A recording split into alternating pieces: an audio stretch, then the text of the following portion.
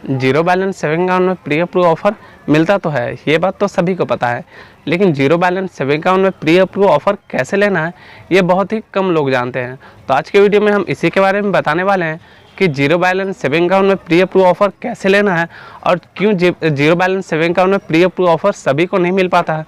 बहुत ही कम ही लोगों को जीरो बैलेंस सेविंग अकाउंट में प्री अप्रूव ऑफर मिलता है। क्या क्या वो गलती करते हैं जिस वजह से जीरो बैलेंस सेविंग अकाउंट में प्री अप्रूव ऑफर नहीं मिल पाता है। तो आज के वीडियो में हम कंप्लीट डिटेल्स बताने वाले हैं कि जीरो बैलेंस सेविंग अकाउंट में प्री अप्रूव ऑफर आपको कैसे लेना है और क्या वो गलती है और कौन से अकाउंट में आपको सबसे जल्दी जीरो बैलेंस सेविंग अकाउंट में pre approve offer credit card आपको बहुत ही जल्दी देखने को मिल जाएगा।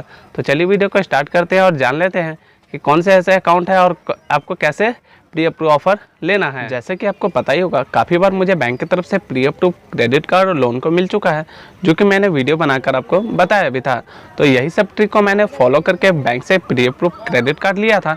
तो ये सब ट्रिक को आप भी फॉलो करके क्रेडिट कार्ड ले सकते हैं। अगर आप वो सब वीडियो देखना चाहते हैं तो आपको डिस्क्रिप्शन में लिंक मिल जाएगा, जो कि मैंने ये भी बताया था कि वही सब ट्रिक को फॉलो करके मैंने HDFC बैंक में भी सिर्फ 2 महीने पुराने अकाउंट में प्री ऑफर ले लिया था। तो आपके पास ये गोल्डन मौका है कि आप अगर HDFC बैंक का अगर आप अकाउंट होल्डर है तो आप क्रेडिट कार्ड लेना चाहते हैं तो कुछ ही समय बाद HDFC का भी चालू होने वाला क्रेडिट कार्ड। तो ये सब ट्रिक को आप भी फॉलो कर सकते हैं, आपको भी क्रेडिट कार्ड काफ़ी जल्दी मिल सकता है प्री ऑफर। तो सबसे पहला जो कारण है वो है आपका ट्रांजैक्शन। अगर आप अपने अकाउंट में ट्रांजैक्शन नहीं करते हैं तो भी आपको प्री अप्रूव ऑफर नहीं मिलता है। तो एक तो आपका जीरो बैलेंस सेविंग अकाउंट है और आप ऐसे ही उसमें ट्रांजैक्शन नहीं करेंगे तो बैंक आपको प्री अप्रूव ऑफर कैसे देगी। तो इसलिए आपको जो जीरो बैलेंस सेविंग अकाउंट है उसमें आपको ट्रांजैक्शन बढ़िया करना होगा। अगर आप ट्रांजैक्शन नहीं करते हैं तो आपको इसमें भी प्री अप्रूव ऑफर नहीं मिलता है। इसलिए जितना ज़्यादा से ज़्यादा हो सके आपको ट्रांजैक्शन करना है। लेकिन आपको जो जीरो बैलेंस सेविंग अकाउंट है उसमें कुछ हिडन चार्जेस भी होते हैं, तो इसलिए उस चीज़ को आपको पता कर लेना है, क्योंकि आप अगर UPI से ट्रांजैक्शन करते हैं उसमें भी आपको कुछ हिडन चार्जेस होते हैं, उसका भी कुछ लिमिट होता है। तो ये सब चीज़ को आपको पता कर लेना है। अगर आप चाहते हैं कि किसी बैंक पे मैं हिडन चार्जेस पे जीरो बैलेंस सेविंग अकाउंट में हिडन चार्जेस पे वीडियो बनाऊं तो आप कमेंट करके मुझे ज़रूर बताइए, मैं पूरी कोशिश करूंगा इस पर वीडियो बनाने की। तो आपको ट्रांजैक्शन बढ़िया से करना है, आपके अकाउंट में ट्रांजैक्शन बढ़िया होना चाहिए। जो बैंक के ही ट्रांजैक्शन UPI से तो आप ट्रांजैक्शन करना ही करना है, लेकिन बैंक के जो ट्रांजैक्शन जैसे NEFT हो गया, RDGF हो गया, इस सब से आपको ट्रांजैक्शन जितना ज़्यादा हो सके उतना ज़्यादा करना है, क्योंकि आपको बैंक का ही ट्रांजैक्शन करेंगे तो आपको प्री अप्रूव ऑफर जल्दी मिलने के चांसेस हैं। दूसरे नंबर का जो कारण है वो बैलेंस मेंटेन। आपको कुछ ना कुछ तो बैलेंस मेंटेन करके रखना ही होगा। मानता हूँ आपका जीरो बैलेंस सेविंग अकाउंट है, लेकिन आपको कुछ ना कुछ तो पैसा रखना ही होगा। और आप अपने अकाउंट में पैसा नहीं रखते हो तो भी आपको प्री अप्रूव ऑफर नहीं मिलता है और आपको ट्रांजैक्शन भी बढ़िया करना होता है। तो इस चीज़ का आपको पूरा ध्यान रखना है कि आपको अकाउंट में, मानता हूँ आपको जीरो बैलेंस सेविंग अकाउंट है, लेकिन आपको बैलेंस मेंटेन करना ही होगा। और आप बैलेंस मेंटेन नहीं करोगे तो प्री अप्रूव ऑफर आपको नहीं मिलेगा। तो इस चीज़ को इस तरीके से समझिए, जैसे मान लिया आपने किसी बैंक में 10,000 रुपये मेंटेन वाला अकाउंट खुलवाया और उसमें आपको 10,000 मेंटेन वाला आपने अकाउंट खुलवाया, तो उसमें आप 12,000 13,000 ऐसे मेंटेन करते हो। लेकिन आपने जीरो बैलेंस सेविंग अकाउंट खोला है उसमें आप 10,000 12,000 मेंटेन करते हो, तो बैंक किसको ज़्यादा, अगर बैंक प्री अप्रूव ऑफर देना चाहेगी तो किसको पहले देगी। अब आप जो जीरो बैलेंस सेविंग अकाउंट में सेविंग अकाउंट खुलवाया उसमें 12,000 मेंटेन कर आपको पहले देगी, या फिर आपने 10,000 मेंटेन वाला खाता खुलवाया और उसमें आप 11,000 12,000 मेंटेन कर रहे हैं, किसको देगा। इस चीज़ का तो जवाब आप ही पे मैं छोड़ता हूँ। तो आप ही कमेंट करके मुझे ज़रूर बताइएगा कि बैंक प्री अप्रूव ऑफर किसे देगी, जीरो बैलेंस सेविंग अकाउंट वाला या फिर आपको 10,000 मेंटेन वाला। तीसरे नंबर पे जो आता है आपको बैंक के प्रोडक्ट को जितना ज़्यादा से ज़्यादा हो सके उतना ज़्यादा यूज़ करना होगा। जैसे हो गया FD हो गया, RD हो गया या फिर डीमैट अकाउंट हो गया। तो आपको FD अगर आप खोल सकते हैं तो आप FD ओपन कर सकते हैं। आप जितना के लिए सक्षम है उतना आप FD ओपन कर सकते हैं। अगर आप RD खोलना चाहें तो मैंने जो RD खोला था वो 5,000 रुपये का मेंटेन वाला, मैंने 5,000 रुपये वाला मंथली वाला RD खोला था। और अगर आप खोलना चाहें तो आप 2,000 तक का भी खोल सकते हैं या फिर 3,000 तक का भी खोल सकते हैं, आप जितना कर सकते हैं। लेकिन आपको इस चीज़ का ध्यान ये जो आपको टाइम होता है FD या फिर आप RD अगर खोलना चाहें तो आपको 1 साल से ऊपर का खोलना है। इसलिए क्योंकि आपको 1 साल से अगर कम का खोलते हैं तो आपको बैंक उतना आप पे ट्रस्ट नहीं कर पाती है। तो इसलिए आपको मानते हैं आप ज़्यादा दिन का खुलवा लीजिए, लेकिन आप फिर अगर आपको क्रेडिट कार्ड मिल जाता है तो आप उसको क्लोज भी तो कर सकते हैं। इसलिए आप जितना ज़्यादा से ज़्यादा समय के लिए कर सकते हैं FD या फिर RD उतना ज़्यादा समय के लिए कीजिए, कम समय के लिए बिल्कुल मत कीजिए। जैसे 6 महीना, 4 महीना, 5 महीना इतने समय के लिए आपको नहीं करना है, एटलीस्ट आपको 1 साल के लिए तो करना ही है। चौथा जो कारण है वो आपका सिविल स्कोर। अगर आपका सिविल स्कोर कम है तो आपको उसको सुधारने की काफ़ी ज़्यादा ज़रूरत है, क्योंकि अगर आपका सिविल स्कोर कम है तो आपको प्री अप्रूव ऑफर नहीं मिल सकता है बैंक से।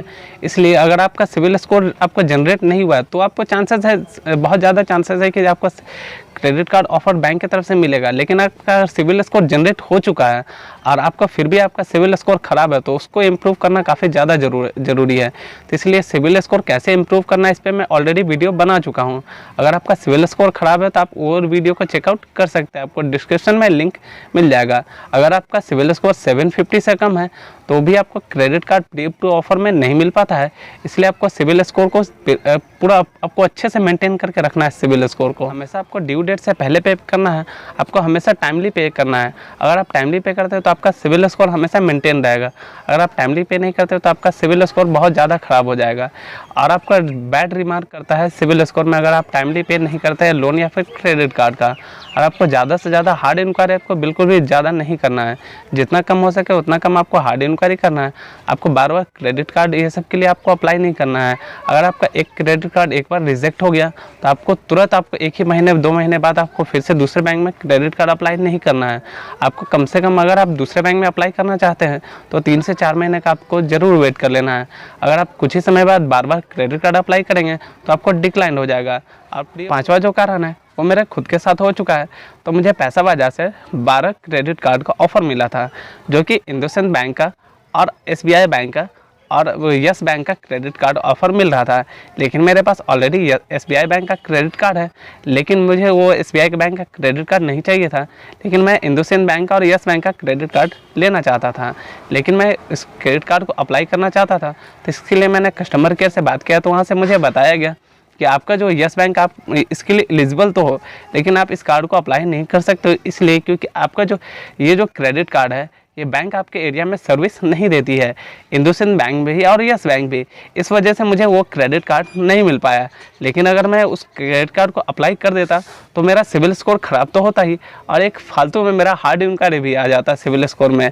तो इसलिए इस चीज़ को आपको ध्यान रखना है कि आपका अगर कोई भी ऐसा आप कोई बैंक में क्रेडिट कार्ड अप्लाई कर रहे हो तो या फिर अगर प्री अप्रूव ऑफर का वेट कर रहे हो तो इस चीज़ का आपको ज़रूर ध्यान रखना है। इस चीज़ का आपको ज़रूर पता कर लेना है कि आपके एरिया में बैंक आपको सर्विस दे रही है या नहीं। क्योंकि जैसे मेरे साथ हुआ, अगर मैंने पहले अगर इस चीज़ का पता नहीं किया होता तो एक तो फालतू में मेरा हार्ड इंक्वायरी आता और यस बैंक और ये जो इंडसइंड बैंक है दोनों बैंक मेरे एरिया में सर्विस नहीं देती है। इस वजह से मुझे क्रेडिट कार्ड भी नहीं मिल पाता। जो 6ठे नंबर पे है वो आपको कौन से बैंक में जीरो बैलेंस सेविंग अकाउंट खुलवाना चाहिए जिसमें आप प्री अप्रूव ऑफर ले सकते हैं।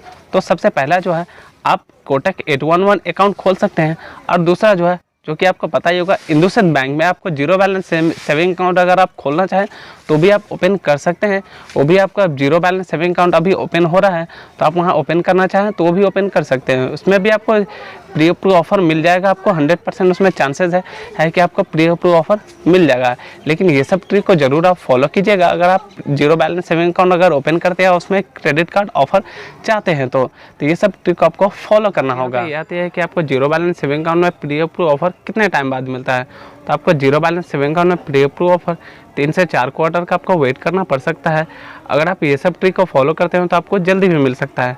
इसलिए ये सब ट्रिक को फॉलो करना आज ही से स्टार्ट कर दीजिए credit card zero balance saving account में प्री अप्रूव ऑफर लेने के लिए। आई होप ये वीडियो आपको काफ़ी ज़्यादा पसंद आया होगा। ये वीडियो आपको काफ़ी पसंद आए तो वीडियो को लाइक करें और अगर आपका कोई सवाल है, अगर आपका कोई क्वेश्चन है तो आप इंस्टाग्राम पर मुझे जाकर कोई भी सवाल पूछ सकते हैं। मैं आपको जितना जल्दी से जल्दी हो सके आपको सवाल का आपको जो भी आपका प्रॉब्लम है उसको सॉल्व करने का पूरी कोशिश करूँगा जितना जल्दी हो सके। और आपको ये वीडियो आपको कैसा लगा ये कमेंट करके ज़रूर बताइए और अगर चैनल पर नए हैं तो चैनल को सब्सक्राइब करें। जय हिंद, जय भारत।